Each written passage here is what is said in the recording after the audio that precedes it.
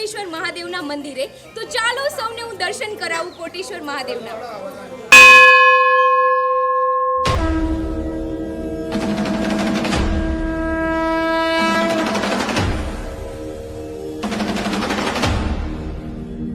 પાર્વતી પતે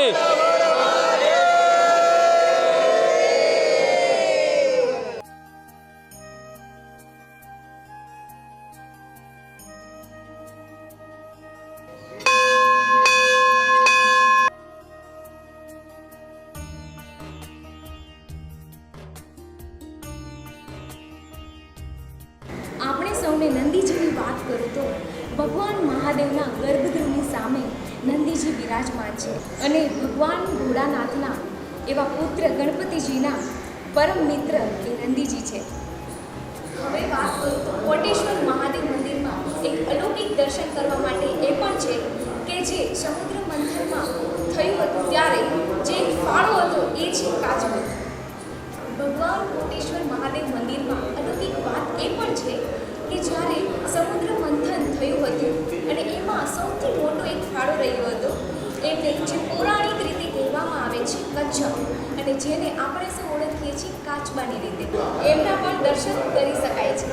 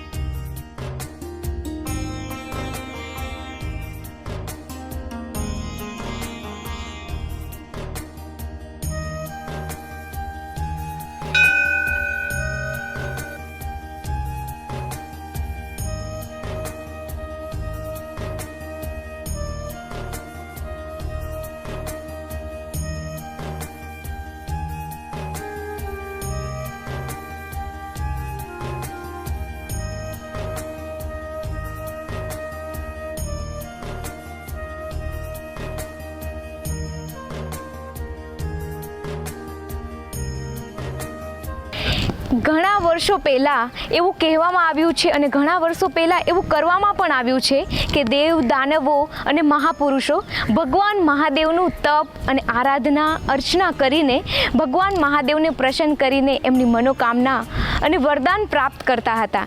એવી જ રીતે શ્રાવણ માસના આ પવિત્ર અવસરમાં પણ આપણે સૌની મનોકામના પણ ભગવાન મહાદેવ જરૂર પૂર્ણ કરે છે. એટલે જ ભગવાન મહાદેવને ભોળાનાથ પણ કહેવામાં આવે છે. એવી જ રીતે ભોળાનાથને પ્રસન્ન કરવા માટે આપણે સૌ રુદ્રાભિષેક, જળાભિષેક અને બીલીપત્ર પણ અર્પણ કરવામાં આવે છે. કોટેશ્વર મહાદેવ મંદિરની અંદર અહીંયા જોઈ શકો છો કે મારી પાછળ ઘણા બધા શ્રદ્ધાળુઓ છે. ઘણા વર્ષોથી અહીંયા મહાદેવના દર્શન કરવા માટે આવી રહ્યા છે અને શ્રાવણ માસ છે ત્યારે ખાસ કરીને મહિલાઓ જે છે ભગવાનના જળાભિષેક કરીને પોતાની જે પ્રાર્થનાઓ કરતા હોય છે ને ભગવાનને મનાવવા માટે થઈને રીઝવવા માટે થઈને અહીંયા વહેલી સવારે 6 વાગે આરતી થતી હોય છે અને આરતીનો લાભ લેવા માટે ઉપસ્થિત રહેતી હોય છે. ત્યારે અહીંયા આપણી સાથે ઉપસ્થિત છે મહિલાઓને આપણે પૂછીશું કે અહીંયા આવીને તે કેવી અનુભૂતિ કરી રહ્યા છે. બેન, તમે અહીંયા કેટલા વર્ષથી આવો છો ભગવાનના દર્શન કરવા? અહીંયા તો 6-7 વર્ષ થઈ ગયા. ત્યાં આવી છે ત્યારના વર્ષે અને અહીંયા આવીને થાય કે અમે સોમનાથના મહાદેવના દર્શન કર્યા, સાક્ષાત ભોલેનાથના. સારું લાગે એમ અહીંયા આવીને, એમ લાગે સાક્ષાત ભગવાનના દર્શન કર્યા. અમે આજુબાજુના ગામડાવાળા બધા આવે છે, અમે લોકો ચાંદખેડા ગામમાંથી આવીએ છીએ, એટલે આજે શ્રાવણમાં ચાલે છે એટલે અમે લોકો અહીંયા દર્શન કરવા આવ્યા છીએ. અને આવતીકાલે સોમવાર છે તો અહીંયા કેવા પ્રકારના પ્રોગ્રામો? અહીંયા ભજન કીર્તન બધું થાય છે દર સોમવારે શ્રાવણ મહિનામાં. સવારની ભીડ લાગે. વર્ષો જૂનું અહીંયા મંદિર છે અને અહીંયા આવીએ ને એટલે આમ મિની સોમનાથ હોય ને એના જેવું લાગે. એમ મનને શાંતિ મળે અહીંયા. સારું લાગે છે, સારું બનાવ્યું છે. સારું બનાવ્યું. બધા શ્રદ્ધાળુઓ એમને આમની આશીષ અહીંયા પૂરી થાય છે એટલે અમે આવે છે. અમે સોમનાથ અહીંયા જ આવીએ છીએ. સોમનાથના નજીક ખરું ને આ મંદિર દર્શન કરવા કોટેશ્વર. જી, આ હતા મહિલા શ્રદ્ધાળુઓ જેઓ કહી રહ્યા છે કે અમે ભગવાન સોમનાથના દર્શન કર્યા હોય એવી આ કોટેશ્વર મહાદેવ મંદિરની અંદર આવીને અનુભૂતિ થાય છે. કોટેશ્વર મહાદેવની ખાસિયત એ પણ છે કે એ સાબરમતી નદીના સંગે છે.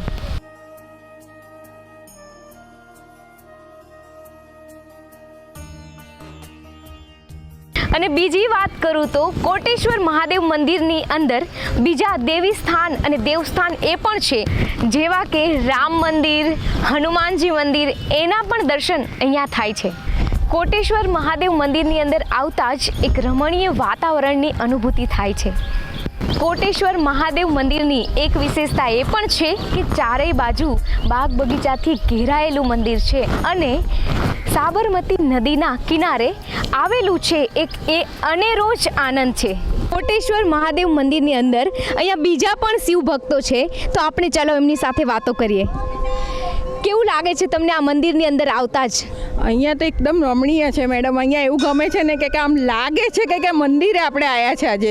એટલું સરસ મંદિર છે ને કે કહેવું ના પડે, આમ દર્શન શિવના થાય છે અત્યારે. તમારું શું કેવું છે અંકલ? કોટેશ્વર મહાદેવનું મંદિર એક રમણીય લાગે છે. અહીંયા વાતાવરણ ખૂબ જ સરસ છે. બેસી રહીએ સારી રીતે, બસ શાંતિથી. તમે શું કહેવા માંગો છો? સારું છે મંદિર, બહુ મસ્ત છે. અમને અહીં આવ્યા પછી બહુ સ્વર્ગ જેવું લાગે છે અને ઘરના દરેક કામ મૂકીને અને ભગવાનના સ્થાને આવ્યા છીએ અને એકદમ રમણીય વાતાવરણ છે અને આપણું એકદમ પોઝિટિવિટી આપણામાં આવી જાય છે અને એકદમ એવું થાય છે કે મંદિરમાં જ આપણે બેસી રહીએ અને ભગવાન. શું લાગે છે? સારું લાગે છે. તો ભક્તોની એવી ઈચ્છા છે અને એવું કહેવામાં આવે છે કે એકદમ સ્વર્ગ જેવું અને રમણીય વાતાવરણ લાગે છે. સો શિવ ભક્તોનું એવું કહેવું છે કે આ વાતાવરણ, કોટેશ્વર મહાદેવનું વાતાવરણ એકદમ આત્મનય અને રમણીય લાગે છે. ફરીથી બોલો. પાર્વતી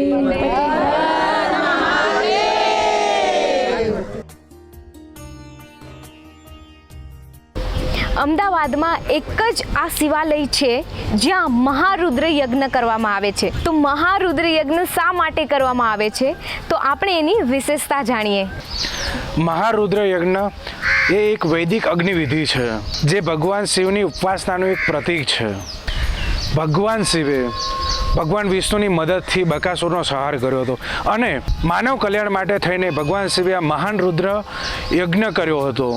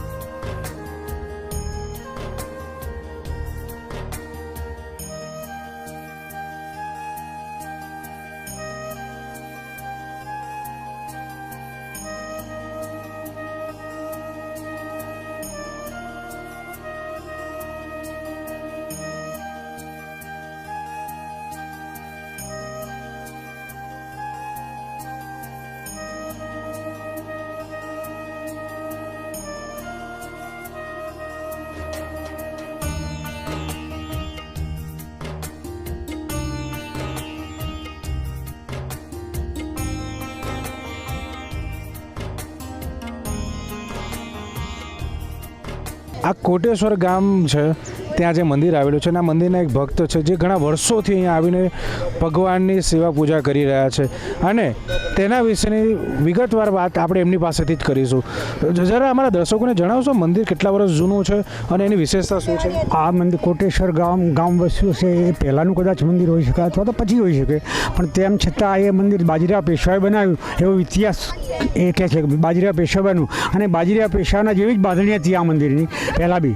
જ્યારે એને રિનોવેશન નહોતું થયું તારે બાજીરાવ પેશવાની જે બાંધણી જે નાસિકમાં ગોરાકાલા મંદિર છે ને એ જ રીતની અહીંની બાંધણી નથી. એટલે આપણે એમ સમજી શકીએ કે મેં જોયેલા 2 મંદિર આ જોયેલું છે ને નાસિકનું એ મંદિર જોયેલું. એટલે મને ખબર પડી કે આપણા ગામનું મંદિર બનાવ્યું છે બાજીરાવ પેશવાએ બનાવેલું છે સાચી વસ્તુ છે. એટલે એ લગભગ 550 વર્ષ જૂનું અંદાજિત હશે આનું મંદિર એટલું જૂનું છે. અને છેલ્લે પછી આ જોઈએ છે કે અત્યારે નવું મંદિર બન્યું છે, તેનો જીર્ણોદ્ધાર ક્યારે થયો? જીર્ણોદ્ધાર 2011ની સાલમાં થયેલો. એમાં અમને પહેલાં જૂના જે ટ્રસ્ટીઓ હતા એ બદલીને બીજા અમને નવા ટ્રસ્ટી આવ્યા, એ લોકોએ આ મંદિર બનાવેલું. પછી બીજી સેવા પૂજાકીય જે કાર્ય થતું હોય છે એમાં કેવા પ્રકારની આપણે પ્રવૃત્તિઓ થતી હોય છે? જો પહેલાં હતા એ પૂજા પૌરાણિક પૂજા તો થતી જ જે પહેલાં જૂના ટ્રસ્ટીઓ હતા એ બી માણસ રાખીને પૂજા કરાવતા હતા, ગામના પંડિત હતા એ કરતા હતા. એક પંડિતથી થતી હતી પૂજા. અત્યારે જે છે લગભગ 2011 પછી તો દરરોજ લઘુરુદ્ર બી થાય છે. પછી બીજી સારી એવી પૂજા થાય છે, દૂધના પંચામૃતથી અભિષેક થાય છે અને પંડિતો બી વધારે છે, 10-12 પંડિતો રહે છે કાયમી ધોરણે. અને એ રીતના એમની પૂજા એ રીતના ભગવાનની સારામાં સારી પૂજા થાય છે. અને ગાર્ડનમાંથી ફૂલ બી ઉપયોગ કરવામાં આવે છે, બહારથી બી ફૂલ મંગાવવાના, વાર તહેવારે એમ કે બહારથી ફૂલ મંગાવવામાં આવે છે, પણ આમ સામાન્ય રીતે ગાર્ડનના ફૂલ જ ઉપયોગ કરવામાં આવે મોટા ભાગની. અને બીજું પૂછવું હતું કે અહીંયા આપણે જે લઘુ રુદ્ર યજ્ઞ કરવામાં આવે છે એની વિશેષતા વિશે થોડું જણાવશો? લઘુ રુદ્ર એ વેદોક્ત મંત્રોથી કરવામાં આવે છે. કંઈ પેલો શું કહેવાય પેલો રીતના યજ્ઞ નથી થતો જે લાકડાથી જે આપણે અગ્નિ આપીને આપીએ છીએ એ રીતના નહીં, પણ આ પેલા મંત્રોચ્ચારથી યજ્ઞ કરવામાં આવે છે. મંત્રોચ્ચારથી લઘુરુદ્ર કરવામાં આવે છે. અહીંયા શિવરાત્રી દરમિયાન કોઈ મેળાનું આયોજન થતું હોય અથવા કોઈ વિશેષ સેવા પૂજા થતી હોય એવું? મેળાનું આયોજન તો અહીં પહેલાં બહુ વર્ષો પહેલાં થતું હતું કે જ્યારે લોકો અહીંયા આવતા હતા. આજુબાજુના કોટેશ્વર મહાદેવ જ પ્રખ્યાત હતું, બીજું દોડેશ્વર હતું. પણ કોટેશ્વર મહાદેવ આટલા વિસ્તારમાં પ્રખ્યાત હતું એટલે લોકો પહેલાં મેળો ભરાતો હતો સામાન્ય બહુ મોટો નહીં, કારણ ગામ બી નાનું હતું એટલે મેળો બી ઓછો સામાન્ય કક્ષાનો જ ભરાય. પણ એમ કે મેળો ભરાતો બહુ પહેલાં એ મને ખબર છે. લોકો આવતા હતા એટલે ભીડ થાય એટલે મેળા જેવું જ થઈ જાય આમ. અને મેં છેલ્લા કેટલા વર્ષથી આ ભગવાનના દર્શન કરવા અને સેવા પૂજા કરવા આવો છો? મારું તો આ નેટિવ જ છે અને જ્યારથી હું 1967થી હું હતો ત્યારથી જ હું અહીંયા આવ્યા કરું છું કાયમ. એટલે મારું કામ 1967થી જે હું જ્યારે ભણતો હતો ત્યારે જ અહીં આવતો હતો, હું વાંચવા માટે જ અહીં આવતો હતો અને એ રીતના મેં પરીક્ષા આપેલી. જી, આ હતા એક ભગવાન શિવના ભક્ત જેઓ કહી રહ્યા છે જે ઘણા વર્ષોથી આ મંદિર અહીંયા આવેલું છે અને આ મંદિરનો એક એમણે કહ્યું છે કે પેશવાઓ વખતે બનેલું છે. કેમેરામેન આર્યન લુહાણા સાથે રણજીત મકવાણા, PTN ન્યૂઝ, અમદાવાદ.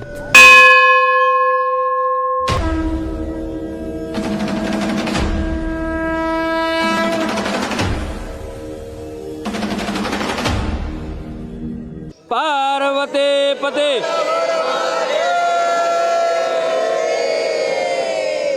આવા જ શિવાલયના દર્શન કરાવતા રહેશું. હું છું આપણી નિશા રાગવાણી. તો હવે મને રજા આપશો, ત્યાં સુધી જોતા રહેજો PTN ન્યૂઝ. હર હર મહાદેવ.